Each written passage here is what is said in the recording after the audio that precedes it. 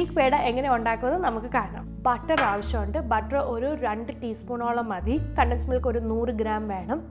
Milk powder വേണം. പിന്നെ നമുക്ക് കുറച്ച് കളറാണ്. ഇവിടെ ഞാൻ കുറച്ച് യെല്ലോ കളറാണ്. ഇത് ഓപ്ഷണലാണ്. പിന്നെ ബദാം ജസ്റ്റ് ഫോർ ഗാർണിഷിംഗ് ആണ്. അപ്പോൾ ആദ്യമേ തന്നെ നമ്മൾ ഇച്ചിരി ഗീ ഇടാൻ പോവാണ്. ഗീ ഒന്ന് മെൽറ്റ് ആയിട്ടുണ്ട്.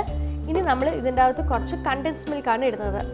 അടി പിടിക്കാതെ നോക്കണം, നല്ലോണം സ്റ്റിർ ചെയ്യണം. അത് പ്രത്യേകം നിങ്ങൾ ഓർക്കേണ്ട ഒരു കാര്യമാണ്. മിൽക്ക് മെയ്ഡും മിൽക്ക് പൗഡറും ഒരേ ക്വാണ്ടിറ്റിയിലാണ് നമ്മൾ എടുക്കുന്നത്. ഒന്ന് തണുക്കുമ്പോൾ ഒന്ന് ഇച്ചിരി കൂടെ കട്ടിയാവും. അപ്പോൾ ഇതൊന്ന് തണുത്തിട്ടുണ്ട്. ഞാൻ ഇച്ചിരി ഒരു കളറും കൂടി ഇടുവാണ്. ഞാൻ നേരത്തെ പറഞ്ഞ പോലെ ഇത് ജസ്റ്റ് ഓപ്ഷണലാണ്. ബട്ടർ വെച്ചിട്ട് കൈ ഒന്ന് ചെറുതായിട്ടൊന്ന് ഗ്രീസ് ചെയ്യണം. എണ്ണമയം പാടില്ല ഉണ്ടെങ്കിൽ നമുക്ക് പെട്ടെന്ന് നമുക്കത് ഉണ്ടാക്കാൻ പറ്റത്തുള്ളൂ. അല്ലെങ്കിൽ കുറച്ച് ബുദ്ധിമുട്ടാണ്, ഒട്ടിപ്പിടിക്കും.